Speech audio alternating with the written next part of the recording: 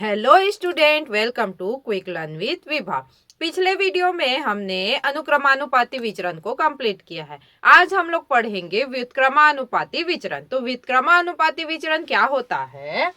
जब दो चर राशि में, चर राशि मतलब जानते हो ये होता है परस्पर इस प्रकार का संबंध हो कि उनमें से एक राशि का मान बढ़ने से क्या हो, दूसरी राशि का मान घटे। मतलब एक राशि जैसे एक है तो उसका दूसरा जो है वो क्या होगा, या तो घटेगा या तो बढ़ेगा। ये 10 है तो ये 8 होगा, या तो ये 8 होगा, ये 8 होगा तो ये 10 होगा। मतलब एक राशि के बढ़ने से दूसरी राशि का मान कम होता है, या फिर एक राशि का कम होने से दूसरी का बढ़ता है। तथा प्रत्येक स्थिति में दोनों राशियों का गुणनफल क्या हो, नियत हो, तो उनके बीच के संबंध को व्युत्क्रमानुपाती विचरण कहते हैं। अब इसको गणितीय रूप में कैसे लिखते हैं? एक्स वाई बराबर के क्या है? स्थिरांक होता है, ठीक है, यानी यतांक होता है। इसको formula x1 y1, x2 y2, x3 y3 ऐसा करके भी लिखते हैं हम लोग। जितना हमारे पास रहेगा उससे आगे हम लोग ऐसे लिखेंगे।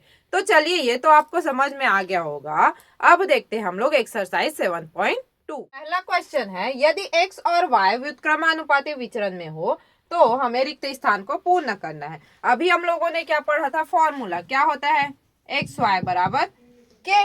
अब यहाँ पे हमारे पास बहुत सारे नंबर्स है तो यहाँ पे क्या हो जाएगा, सबको हम लोग एक नाम दे देंगे। ये हो गया x है तो x1 x2 x3, x1 x2 x3 x4 x5। और ये क्या हो जाएगा? y1 y2 y3 y4 and y5। तो चलिए हल कर लेते हैं।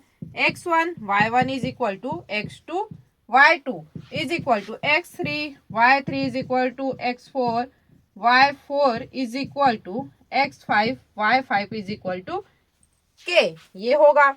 तो पहले क्या हल करते हैं? x1 y1 क्या है?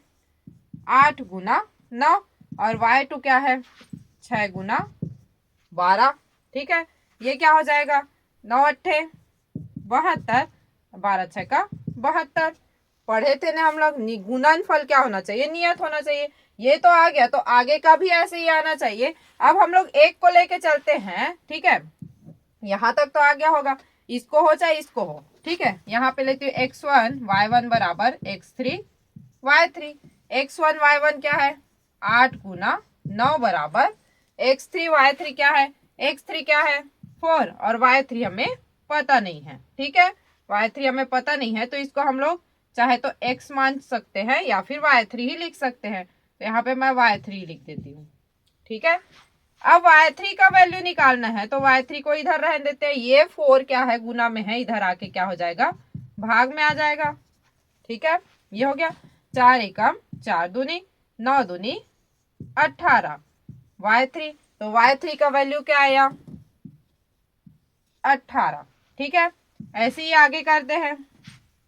x1 y1 is equal to x4 y4। x1 y1 क्या है? 9। यहाँ पे निकाले हैं तो डायरेक्ट भी लिख सकते हैं हम लोग 72, ठीक है। और x4 y4 क्या है? x4 हमें पता नहीं है, y4 हम लोग को निकालना है। x4 हमें पता नहीं है, y4 हमारे पास दिया हुआ है। अब x4 का वैल्यू निकालना है तो y4 को इधर ला लेते हैं 7। इसको ऐसे नहीं करते। x1 y1 क्या है? 8 गुना 9 बराबर ये क्या है? x4 गुना 10, ठीक है। अब हमको क्या निकालना है? x4 का वैल्यू निकालना है तो इधर रहने देते हैं, उसको क्या कर लेते हैं? इधर पक्षांतर कर लेते हैं। 9/10। ये क्या हो जाएगा? 2 चौका 8, 2 पंचे 10, 4 निया 36/5।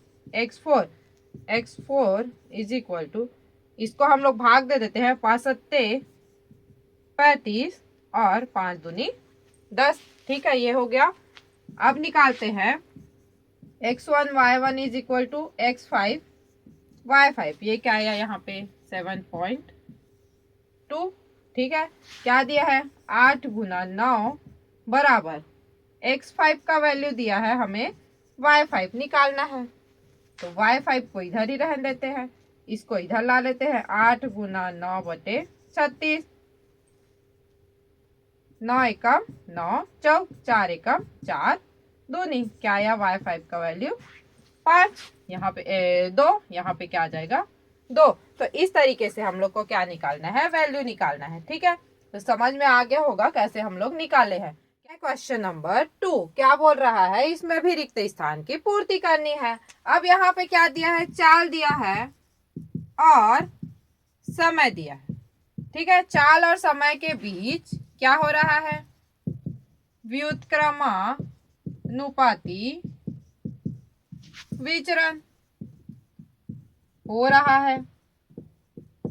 ठीक है, अब देखो ये x है और ये y है, यहाँ पे हम लोग नाम भी दे सकते हैं a b c और ये d ऐसा करके भी दे सकते हैं, या फिर इसको हम लोग क्या ले सकते हैं x1 y1 भी ले सकते हैं। तो फॉर्मूला आपको पता है x1 y1 और x2 y2 ये इक्वल होता है, ये क्या हो जाएगा 4 गुना x बराबर 8 गुना 40। तो x का वैल्यू निकालना है, x को रख देते हैं, ये हो जाएगा x1 40/4, 4 एकम और 4 दहम, x1 इज इक्वल टू 10 अट्ठे 80। तो x1 का वैल्यू क्या निकला हमारा 80, ये हो गया x1, सॉरी ये x1 नहीं है, ये y1 है।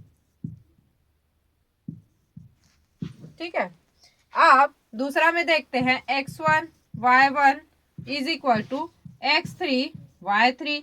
x1 क्या दिया है हमारे पास 4, y1 क्या दिया है 80 और x3 क्या दिया है हमको निकालना है, और y3 क्या दिया है 20। निकाल लेते हैं, 4 गुना 80 बराबर x3 y3 का वैल्यू 20, ये हो गया 2 एकम 2, दूनी 8 दूनी 16, x3 का वैल्यू निकल गया 16, ये हो गया। आगे x1 y1 is equal to x4 y4, x1 y1 का वैल्यू हमको पता है, x4 का वैल्यू निकालना है और y4 का वैल्यू दिया हुआ है।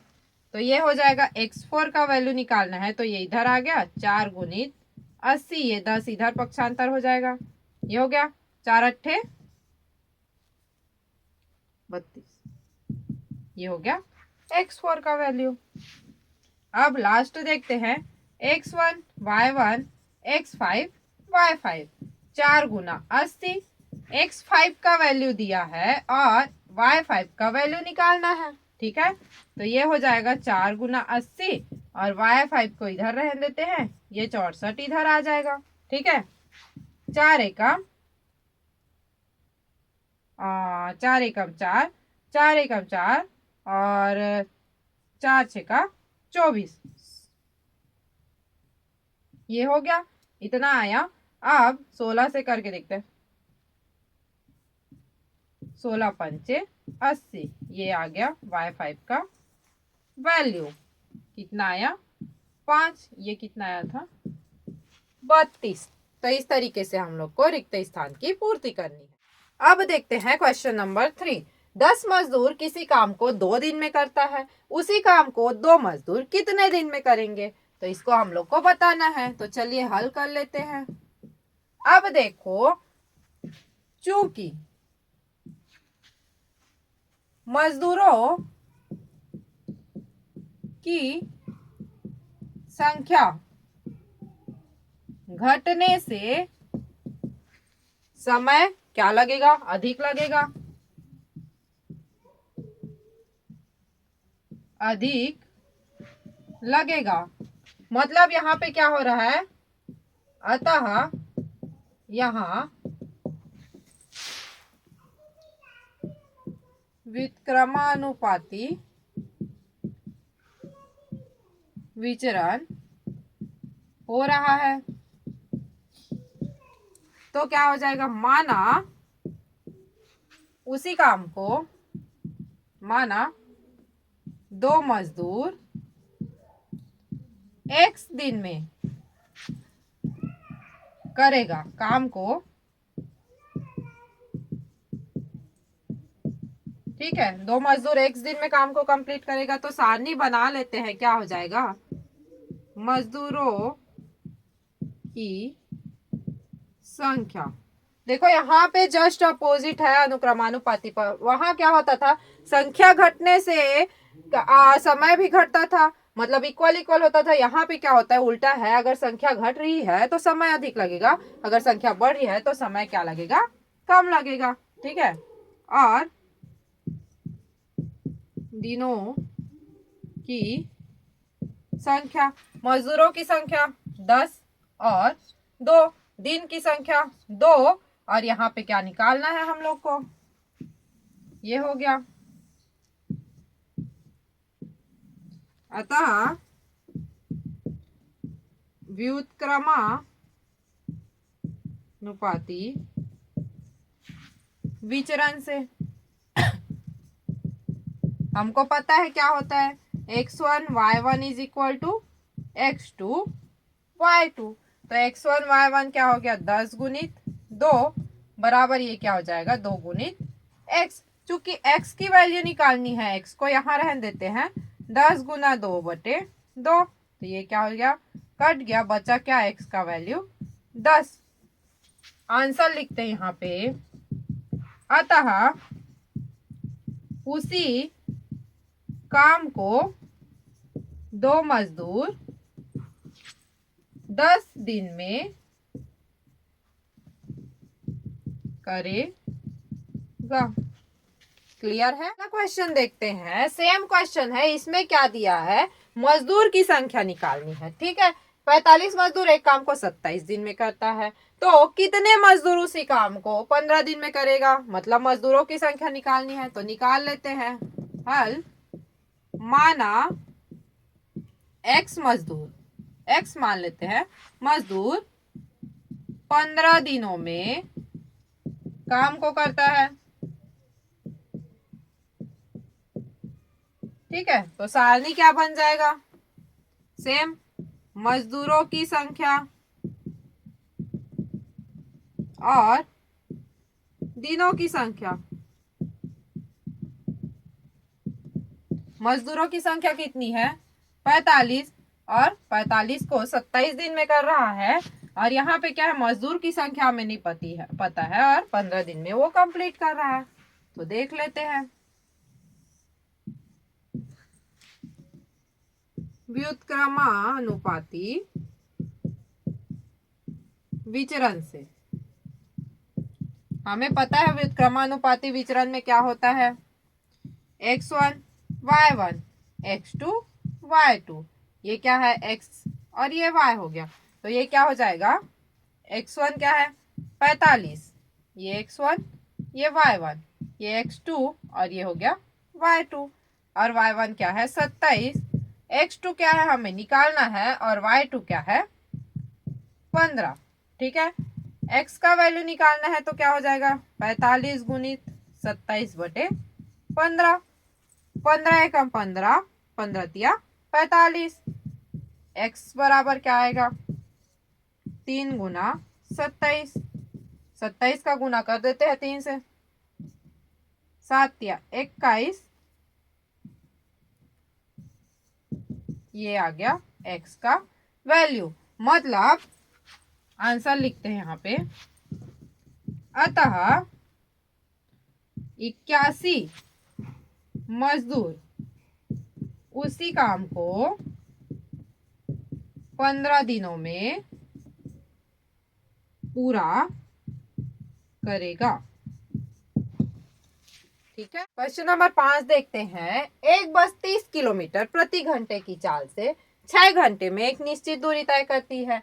उसी दूरी को, ठीक है, उसी दूरी को वह बस किस चाल से केवल 4 घंटों में तय करेगी। अब एक निश्चित दूरी को उसने तय किया 6 घंटे में, अब 4 घंटे में तय कर रहा है उसी दूरी को, तो हमको निकालना है, चाल निकालनी है। ठीक है, तो लिख लेते हैं, माना x चाल से 4 घंटे में दूरी तय करती है। ठीक है, तो सारणी बना लेते हैं भाई, क्या है, चाल और समय। चाल क्या है? किलोमीटर प्रति घंटा में, ठीक है, और समय भी क्या है? घंटा में।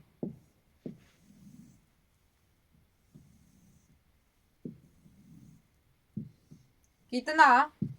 30 किलोमीटर प्रति घंटा 6 घंटे में करता है, और कितना है वो हमको निकालना है। चाल 4 घंटों में कंप्लीट करेगा, ठीक है। निकाल लेते हैं। व्युत्क्रमानुपाती विचरण से क्या हो जाएगा? x1 y1 is equal to x2 y2, ठीक है। क्या है? 30 गुना 6 बराबर x गुना 4, ठीक है। 30 गुना 6, x का वैल्यू निकालना, इधर ही रहने देते हैं, 4 इधर आ जाएगा, ठीक है। ये हो जाएगा 2 दूनी 4, 2 तिया 6, 2 एकम 2 एकम 2 पंचे, 15 दूनी 30, 15 तिया 45। ये आ गया। x का वैल्यू कितना आया? 45। मतलब अतः उसी दूरी को वह बस 45 किलोमीटर प्रति घंटा की चाल से 4 घंटे में पूरी करेगी, ठीक है। ये क्या है? x का वैल्यू जो निकला है वो 45 किलोमीटर प्रति घंटा क्या है? ये चाल है। क्लियर है? देखते हैं क्वेश्चन नंबर 6। 40 घोड़े 1 क्विंटल चने को 7 दिन में खाते हैं, तो कितने घोड़े उतने ही चने को 28 दिन में खाते हैं? तो चलिए देखते हैं इसको कैसे बनाएंगे। मान लेते हैं कि x घोड़े हैं, ठीक है। x घोड़े चने को, उतने ही चने को 28 दिन में खाते हैं,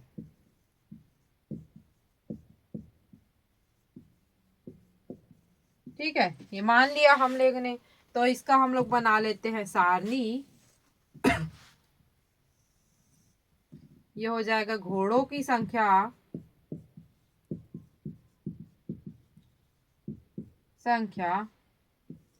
बटे दिनों की संख्या। घोड़े की संख्या कितनी दी है? 40। 40 घोड़े का 7 दिन में है, तो कितने घोड़े का? x घोड़े 28 दिन में, ठीक है। कर लेते हैं। व्युत्क्रमानुपाती विचरण से क्या हो जाएगा? x1 y1 is equal to x2 y2। तो ये क्या है? 40 गुना 7 बराबर x गुना 28, ठीक है। तो 40 गुना 7 बटे 28 बराबर x। कर लेते हैं 7 एकम 7, 7 चौक 28, 4 एकम 4, 4 एकम 4, 4 शून्यम 0, 10 आ गया x का वैल्यू। आंसर लिख लेते हैं। अतः कितना आया? 10 घोड़े उतने ही चने को कितने दिन में खाएंगे? 28 दिनों में खाएंगे, ठीक है। तो उम्मीद है कि ये सारे क्वेश्चन आपको समझ में आए होंगे। आगे के क्वेश्चन को हम लोग नेक्स्ट वीडियो में देखेंगे, और ऐसे ही वीडियो को देखते रहने के लिए मेरे चैनल पर बने रहिए और मेरे चैनल को लाइक, शेयर और सब्सक्राइब कीजिए। Quick learn with Vibha.